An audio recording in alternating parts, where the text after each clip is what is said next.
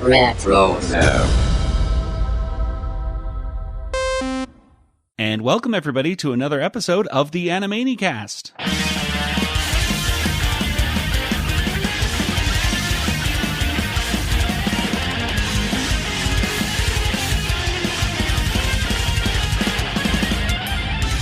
And welcome everybody once again to the Animanicast. This, of course, is the podcast that's dedicated to the animated television series Animaniacs, as well as other series in the Rugerverse such as Tiny Toon Adventures, Pinky and the Brain, and Freakazoid.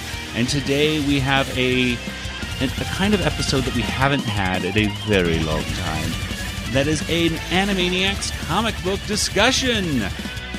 I am Joey, and joining me once again is my brother Nathan. Pizzagate.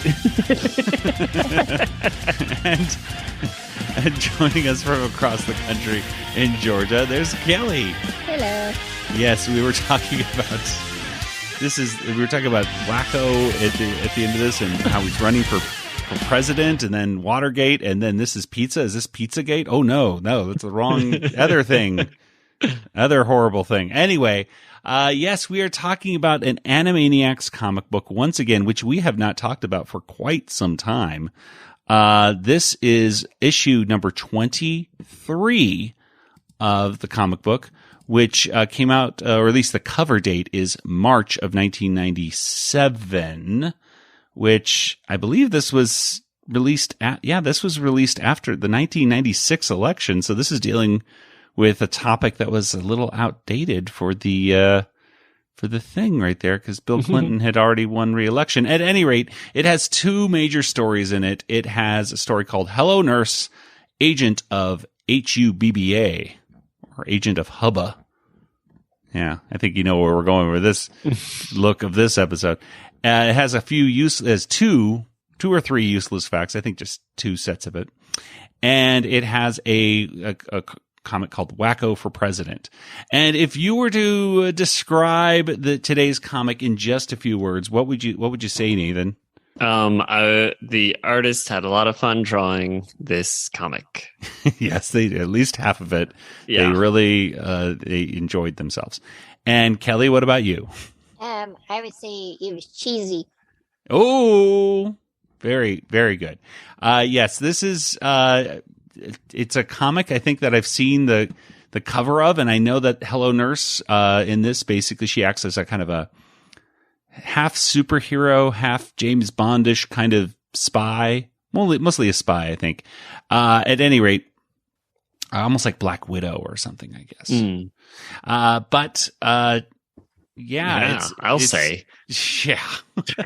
It's a popular comic, I guess, with some people who I remember hearing about issues like this where Hello Nurse was, of course, not in the reboot, and people would talk about they should have had her more in the comics. She had a bigger role and she did more stuff. And I don't know.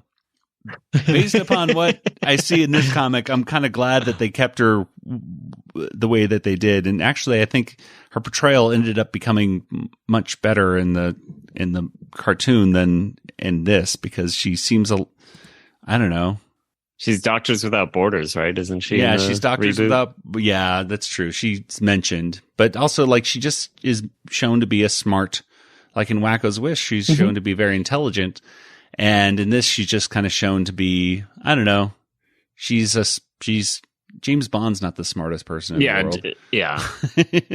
She's just kind of going around from one place to another, getting lucky and a little bit of skill, exactly. So she's skillful, but she's not necessarily smart. And she's not the most skillful, because they keep capturing James Bond or something, and it's like... Yeah.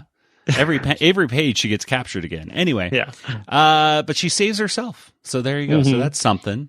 At any rate, before we get into today's comic discussion, I think we better mention real quick that there is a little bit of Animaniacs news. Nathan, hit us with the Animaniacs news theme song. Deep, beep, deep, beep, deep. Hey, it's the Animaniacs theme song for the theme song, and its theme song is for the news of Animaniacs.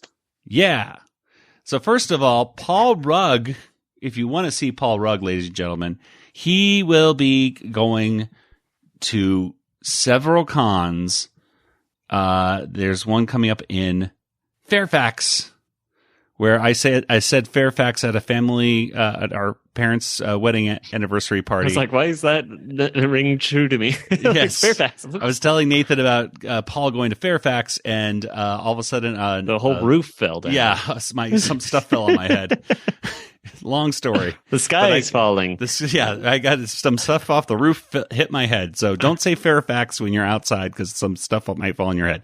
At any rate, he's going to be at the Fairfax Comic Con, and check our Instagram and social media like that for dates. I think it's in early March. I'll check right now real quick. Fairfax Comic Con Junior is going to be March 4th, 2023. And I can't say much at this point, but there will be additional dates to come. Ooh, possibly with both Paul and Tom. Ooh, possibly in March. Ooh, we'll see. Things are in progress. Also, I wanted to talk about, hey, Slappy Squirrel's coming back. She'll be in the reboot in a few weeks. We already knew that. Yeah, we knew that. We talked about that like in the summer. But in our initial episode rundown or talking about season 2, that segment called, I believe, The Return of Slappy Squirrel was not initially listed in whatever episode guide was found online. And then it popped up. So Slappy Squirrel looks like she is indeed coming back, which makes a lot of people happy. And we will be having in our next episode somebody who is associated with Slappy Squirrel in a lot, and that is Mr. John McClanahan. Will be coming on the Animanicast and talking to us all about working on Star Tunes and stuff like that. So that's an exciting development, and hopefully that'll be on the next episode of our podcast, so we can learn all about how he worked on, I don't know, Star Tunes did some of the best Slappy cartoons, I think, on average. So it'll be exciting to talk about him working on the show and everything. And finally, there's some Animaniacs news when it comes to, streaming. Animaniacs is no longer streaming on Hulu. Dun, dun, dun. I was sad. I was hoping you were going to tell me where it was streaming. The classic series is no longer streaming on Hulu, and Freakazoid may not be streaming on Tubi past the end of this month, January of 2023. So if you like Freakazoid, you have, you're to watch it while you can streaming wise. And if you like the classic Animaniacs, which I would think you would if you're listening to this show. How did you get this podcast? If not, I'm sorry, you're really listening to the wrong one. There's Kelly has some good murder podcasts you could listen to that might be good. But the classic series is no longer on Hulu, and Tiny Toons is gone, and Pinky and the Brain and Pinky Elmira and the Brain are gone. So it's not streaming anywhere, right? Like no, not at this moment. Not HBO Max, and yeah. I don't know when or if it will. The odds are it will start streaming again somewhere. But yeah, what if I want to watch it today, Joey? What do I do? Well, you got to get that physical media. And a great place to go for that would be Amazon.animanicast.com. Ooh. Because we have our own Amazon store, and we have the links to it, including some really good deals. And I don't know if it's still on, but there was a deal for the first volume of Tiny Toons, the first volume of Pinky and the Brain, and Pinky Elmira and the Brain on DVD for $28. All 3 volumes, and it's like less than $10 each. Exactly. I got it. I only needed Pinky Elmira and the Brain, but I got it anyway because I was like, that's just a really good deal. So if you want that deal, I don't know if it's still up on our thing, because it seems like that would be a deal that would kind of expire once that seller is sold out. Then it's not going to be there anymore. But as of this recording, go for it. At any rate, this is why you got to get physical media, folks. At least as a backup. It's always nice having something streaming, because the convenience, you can't beat it. Like just being able to watch something on your phone or wherever. But, hey, if you really love something, you got to get the physical media, especially in today's world where streaming services are cutting left and right what is on their oh my gosh. Yeah. So the only true real true way to make sure you can watch it at any time.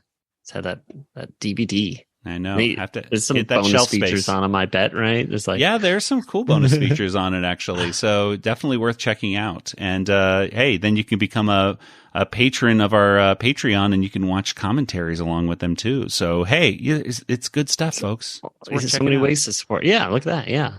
Anyway, well, let's go ahead and get into our comic. Oh wait, I've got one more thing.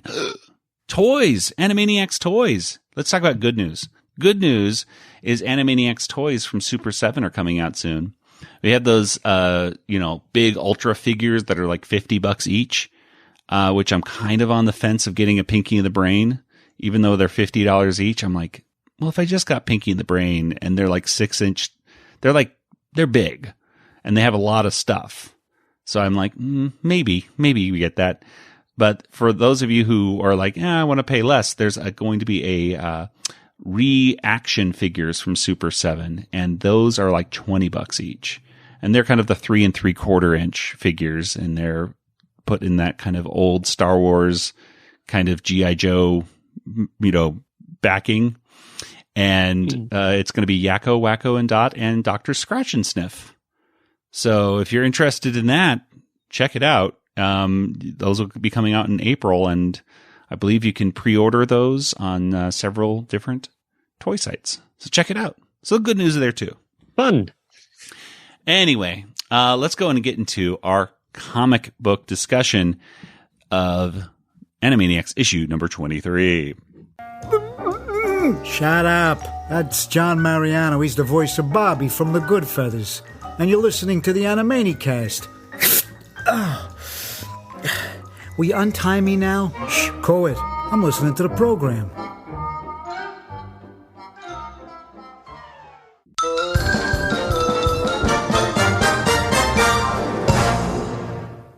So this comic starts off. Now, number one, to read along with us or to read this comic book for the first time, number one, you can get the comic book used, obviously, from online retailers. But probably the best way to get it is to go to online and just typing in Animaniacs issue 23. It's the easiest way, but best is a little subjective, I guess. Yeah, exactly. It's the easiest way because a lot of these sites have tons of pop-up ads, and the one that I finally found that has a decent scan of it, although it's not a very good scan, but the most important thing is it doesn't give you lots of inappropriate pop-up ads, is a site called read-comic-online.com. Now, how legal this site is, I have zero idea. So I cannot condone whether or not you should be going to this site. We would never use a site like that. Never. We all have very expensive have our physical copies. Yes, of course, in our hands. That's my comic. It sounds like a box, but it's really no. Sounds like a computer. No. So, but we're going to go through the issue, and if you're daring to, then check out those sites because you can get it as well. So let's go and get to it. So it starts off right here with the cover art, which is kind of reminiscent, I suppose, to Superman-ish kind of cover, holding an American flag. It's Hello Nurse saluting the flag. Maybe it's Captain America. Not quite sure. But it's a very comic booky kind of cover with Hello Nurse. And she has a utility belt on. You can tell that she has like some black arm stuff on. So you can tell that she's undercover. Something's different about Hello Nurse. And let's find out exactly what that is. Kelly, can you tell us what happens here in Hello Nurse, Agent of Hubba, Hubba, which of course was written by Sean Carlan and Jennifer Moore, penciled by Leonardo Bartik, inked by Horatio Ottolini, and colored by Demetrius Basoukas. Yeah, I said all those names correctly. Kelly, what happens in this first comic? Okay. Well, at the very, very beginning, Hello Nurse is up against the villain Golden Head, and he thinks that he's won the day and everything, but Hello Nurse shows up. And then it kind of moves on from there. But it shows us that she's sort of a James Bond kind of character, and she's out to kick some butt. And then they've got a case for her, and she's undercover, so she tells Dr. Scratch and Sniff that she's got to freshen up her lip gloss, but she's really going to like her secret hideout, sort of like a bat cave kind of thing down a machine chute. And it's the headquarters of Hubbo, which is headquarters for undercover, buoyantly beautiful agents. And why are they buoyant? What is that? Yeah. I was like, well, they all have certain features, I guess you could say. lungs. Lungs. They are up against the enemies of ICK, and that means International Conspiracy Clash. Oh no, ick. And so now we get back to Golden Head, and that was a distraction from what Ick is really up to, and they have a fiendish scheme going on, which I never really understood what their scheme was. Something about mortgages. Yeah. I don't know. And no money down and real estate. The plot is a little convoluted. The main thing is like the plot is that I got from it is Hello Nurse is captured. Then she escapes. Then she's captured again. And I think there's all these islands of all these different henchmen. Someone's buying up all the islands of all the headquarters of evil or whatever those are called. Yeah. So well, I mean, y'all just did my job for me. I mean, there's nothing else to say. I mean, that's someone's doing it. We don't know who's doing it. I don't know what's going on. But they have her like almost drowned in a big daiquiri glass, and she just goes from one thing to another. And there's something about she runs into a feline villainess, and she's got a little side kick, and her pet geek Fluffy, kind of like a Catwoman looking character. Yeah, this femme feline, I'm assuming is how you pronounce it. She's just like a huge, like, sexy cat or something like that. Yeah. Well, like I said, like Catwoman. Yeah, exactly. But like a cat woman. So like Cheetah. Cheetah. Yeah, like Wonder Woman. Wonder Woman. Like Cheetah was just completely, hair from head to toe. Like, yeah. But her pet geek Fluffy is actually a human. Yeah, pet geek Fluffy is just this little nerdy kind of goofy girl. Yes. And then she's tied up, and then she's put onto a waffle iron, and that, I mean, you can't even read what the guy's saying because it all is in background, and then it goes blah, blah, blah, blah, blah, because she's not really paying attention. And yeah, that's when she's captured by the prattler, so he just keeps prattling on. Yes. And then there's Nurse Doom Triumphant. So I guess that's like maybe one of her major arch nemeses. I think it was Evil Nurse Spawn, like, right? Like Nurse Triumphant, or they called her Evil Nurse Spawn, and I was like, oh, like I think that I got the feeling that it was like almost like the clone of Hello Nurse or something like that, except she's a redhead. Oh. I don't know. Mm-hmm. I got the feeling, but also they called her Nurse Spawn, and then I look at her and she has this big purple cape and a green kind of cloudy thing coming off of her fist, and I'm like, I thought her name was Nurse Doom because that's what she calls. Yeah, but she calls herself. She said Doom. Like Nurse Doom Triumphant. Yeah, but I think she says it's Nurse Doom. I see, but then what? But why does the whole thing when she calls her Nurse Spawn, and then you can see that she has an insult. Yes, but she doesn't call herself Nurse Spawn. Well, but my point is, it's a cultural reference to Spawn because her cape is like Spawn. Oh, that's why she has like a green thing. See, that's what the whole thing. And that's what I thought that's too obscure for me, man. Well, I never read the comics either, but I just know in the 90s, Spawn was huge and just had that weird, crazy cape that just kept going everywhere. Okay. Anyway, Spawn. Yeah.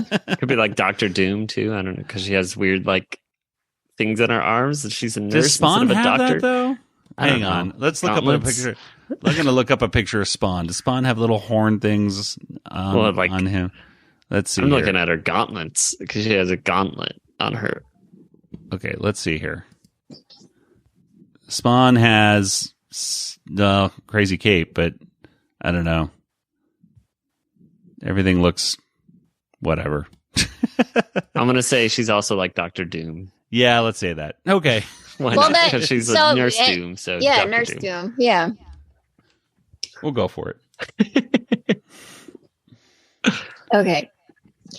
So then she foils Nurse Doom, whatever her name is, plans. And because she was gonna have an open house and people showed up, she's gonna give coffee and everything, but Hello Nurse says, "Eat flaming equity, nurse of evil." So again, I don't understand what the plot is actually. I've never bought a house, so Yeah. I don't know. So anyway, It's evil not to put money down. I Is the guess. moral of the story. I mean, I didn't know you could buy a house without money down. That's why it's evil. Because the rest of us have to put down money, and someone could just buy him a house with no money down. They just pay a mortgage. Oh my gosh. Yeah. So then she thwarts the plan, and everything works out. And then it says, "Ever vigilant, this angel of mercy will." I can't even read that word. The font's not really clear. Will something her never-ending one nurse war will wage her never-ending one nurse war in defense of truth, justice, and band-aids for all. Excelsior trademark. There we go. Threw in the Stanley Excelsior at the end. Very cool. Well, I mean, very cool in that was a good summary, Kelly, but I don't know about very cool as a comic. There was a few, references in here. I think we talked about the one, right there with Spawn. There was a very obscure one that I saw where it was, Goldenhead, obviously Goldenhead, Goldeneye, and James Bond. We talked about that, but he says, "Were you expecting maybe Pink Lady and Jeff?" At one point, and I was like, Yeah, what is that? What is that?" And so I looked that up, and Pink Lady and Jeff, well, Pink Lady was it was in the late 70s, like 79 or 1980. It was a variety show on NBC. Pink Lady was a Japanese duo that spoke zero English, and so the head of NBC really liked them, and they were really popular in Japan, so he put them on an American TV show where they spoke zero English, and they had to say all of their lines phonetically, and they threw in this comedian, Jeff, I forget his last name. Yeah, it's a reference that's so obscure and not necessarily good because it's not, I don't get it, other than like I was watching a random YouTube video, like a few seconds of it, and the Pink Lady, the two ladies were saying to Jeff to get into the hot tub, because I guess that was a running gag on this show. This show, by the way, only lasted 5 episodes. Oh, wow. I guess it's famous because it was so bad. Like it's kind of notorious. So the writers, I don't know. So I never heard of this thing before. And I don't know how anyone would have known this before the internet really existed. Yeah, maybe her being in that martini glass or whatever, or daiquiri glass, was similar to him getting into the hot tub. Maybe I really have zero idea, but there you go. As for other kind of references, we talked about Spawn, and I think there's another weird reference, but I think that's in the other comic, so we'll hold off on that. I think the guy at the beginning he says, "Can you dig it?" I think that's a reference to the Warriors. The Warriors, can you dig it? Which I've also never seen. I've never seen it, but No. I was just like, Yeah. That's I've a heard reference it to as something. I've heard it as a soundbite on many things. But yeah, he's talking to a group of people in that movie. What's the context? I have zero idea. Other than he says, "Can you dig it?" There's a guy in that group, by the way. The design kind of looks like Grumpy from I saw that. Yeah. You see just like the top half of his face, but I was like, that's grumpy. Yeah, it looks like Grumpy from the Seven Dwarfs. What I guess we should just get right into it other than cultural references. This is a very, I don't know if it's an empowering version of Hello Nurse, because they're finding different ways to have her bending over or tied up and put into situations. And there's there's a lot of how we'll take her outfit and we'll just make it skimpier. Mm-hmm. And I get this is typical of the 90s and even comics today, is that they put women heroes in outfits that were not protective at all. They were just there's no armor. His legs. Yeah, zero armor. This is it's just complete bathing suit attire with so I don't know if it was, I don't think it was very empowering, other than it was kind of neat to see Hello Nurse throwing things like the Red Cross things as ninja stars. And what I didn't understand is she's in the daiquiri. How is she about to drown if she's so buoyant? Good point. It didn't really show. Did it say how it was going to? I don't know. Certain things didn't really seem to make sense of how she's sinking. Okay, she's sinking. I don't know. I just, and I didn't get his joke. Was his? He made a funny, and I read it six times. He said, because I'd love to stay and exchange snappy spy patter with you, but I must report to my success to ND. And then he said, "Goodbye, nurse." I think. Oh, that's the joke. Okay. Goodbye, nurse. I was reading that other part. I made it funny 7 times. I'm like, there's something there. The bubbles that are kind of hard to sometimes. Yeah, you have to read the comic bubbles in different orientations and orders to make the joke. And there's it seems like there's 6 bosses, because as soon as she beat him, I was like, there, the comic's done. And she's like, now I'm gonna find your boss. And I'm like, what? Who's? Yeah, it just keeps kind of going. It felt like it could have been I don't know. It wasn't. It could have been just that front page, and that would have been fine. Yeah, I would have been like, okay, fun. What a fun little cool idea.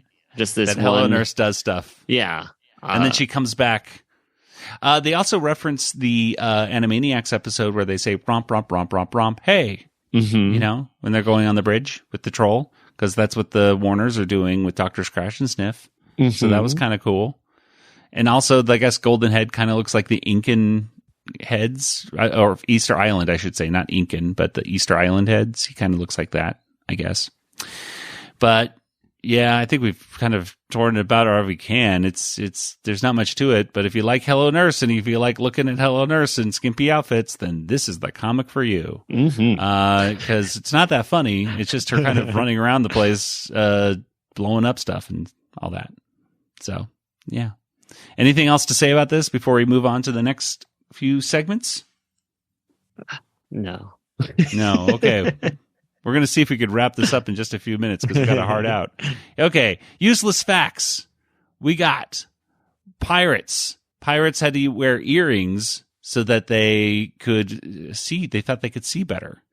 And Dot said, "Oh, I thought maybe eye rings could help with that." And then Yakko says, "Let's try it out. Come here, Wacko," which is very mean. Don't do that to somebody. And it talks about the heads of Mount Rushmore are big and have 10 feet wide eyes. And he says we have paintings with kids' eyes that are bigger than that at home, because those weird eyes. And then another they have a joke that's a little bit sexist again. Go figure. Where the Warners are creepily looking at Hello Nurse with X-ray glasses, because the fact is, after X-rays were discovered, British women were fooled into bringing X-ray proof underwear because of a rumor that X-ray glasses existed. And of course, Yakko and Wacko are wearing X-ray glasses. Dot's telling him they don't work, and he says, "Well, we have to take that chance," as Hello Nurse is reading a book. And there's a pile of hundreds of X-ray glasses right there. Ha ha ha. Mm-hmm. Anyway, we got to keep moving.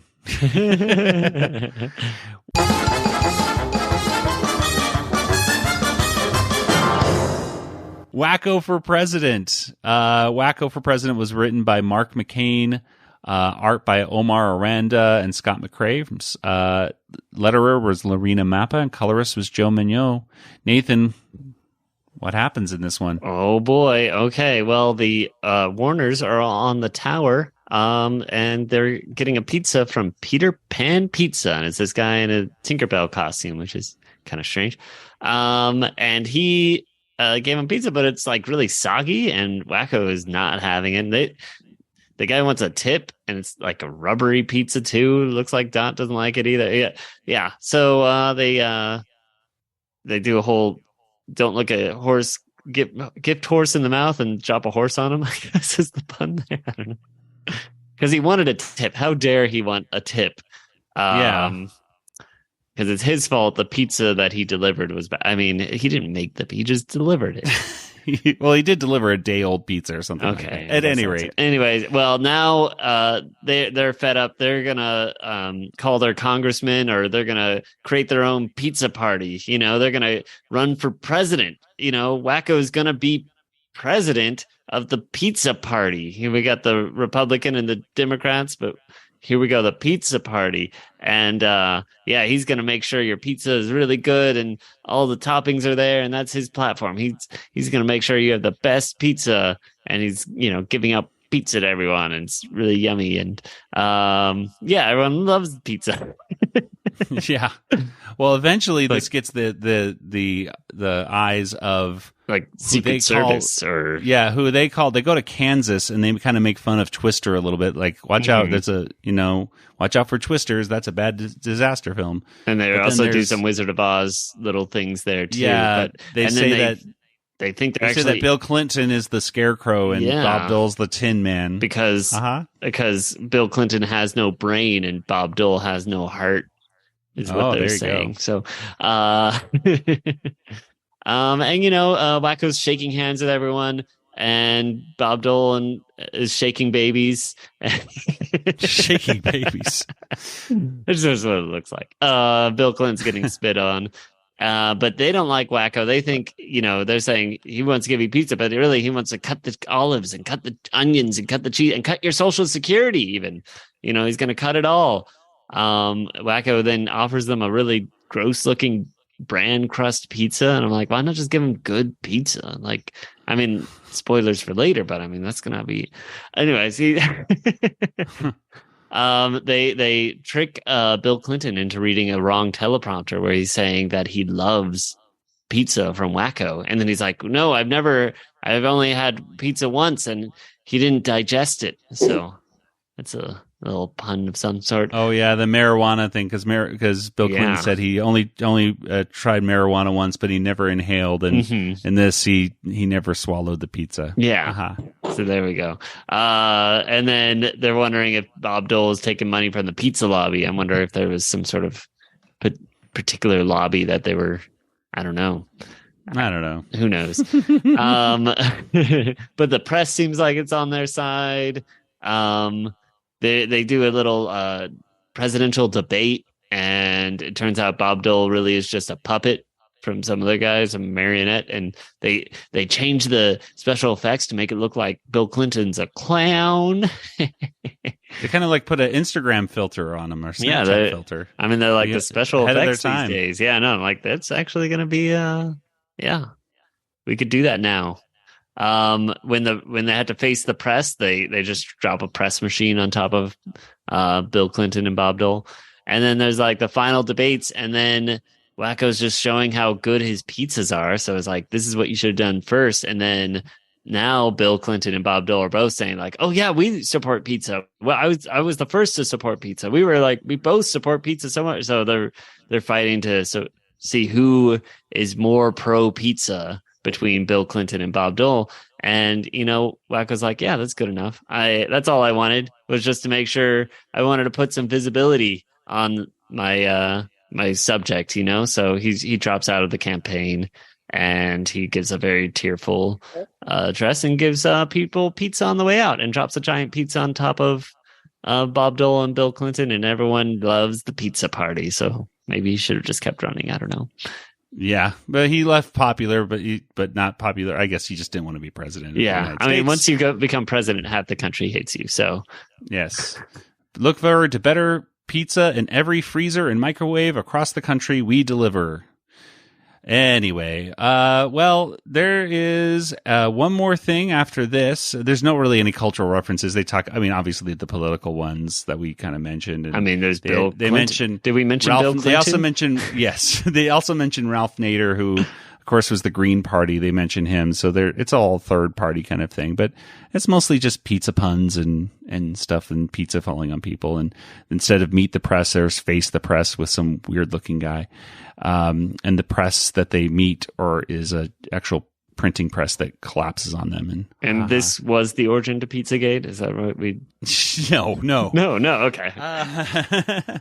Okay. We have a few more useless facts to get through here real quick. I'm arachnophobia. I can't pronounce this.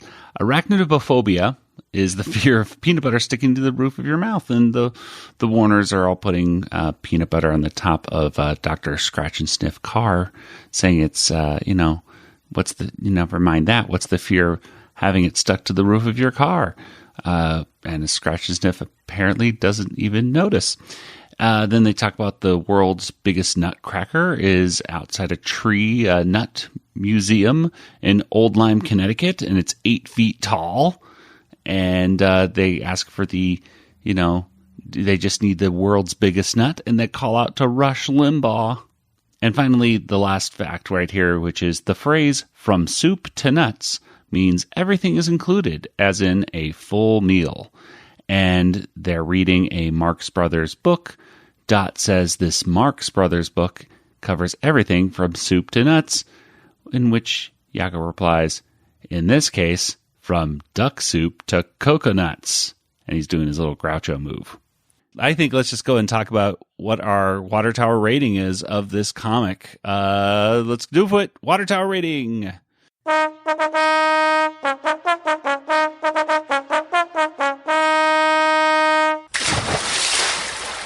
Out of 5 water towers, how many would you give this comic book? Kelly, let's start with you. Maybe 2. 2. Yeah, it just wasn't funny. Yeah. Even for the comic, this was, I mean, artistically, it's always neat to watch, like, people drawing the Warners and stuff, but I like the last panel with all the balloons. A lot of color and a lot of fun, but yeah. The pizza and all the balloons, a lot of stuff going on in the background. The Hello Nurse art was kind of ridiculous, and it just wasn't funny.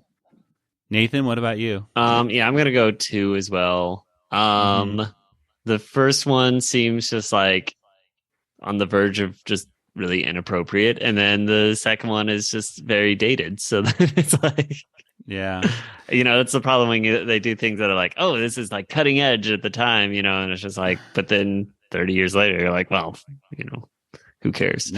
Yeah. And I'll give it a solid 2. The references that they give. Yeah. I mean, the only reference I liked in it was at the very end with the soup to nuts kind of expression, and they bring up the Marx Brothers. That was kind of cool, where it's like duck soup and coconuts. I was like, okay, cool. 2 Marx Brothers films. Maybe kids would check that out. But all the other ones were so obscure and weird and just not too funny. Like, it's okay to have an obscure reference for me if the joke is still funny, even when you don't get the reference. That's like the perfect. And the cartoon did that really well, because then you could look it up and get a double joke. Like, oh, cool.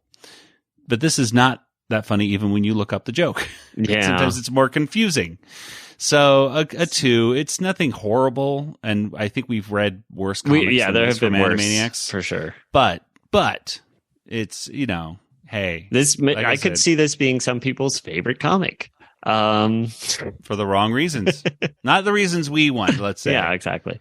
We should just would this be on TV? Isn't that like a question we usually ask ourselves? Oh, yes.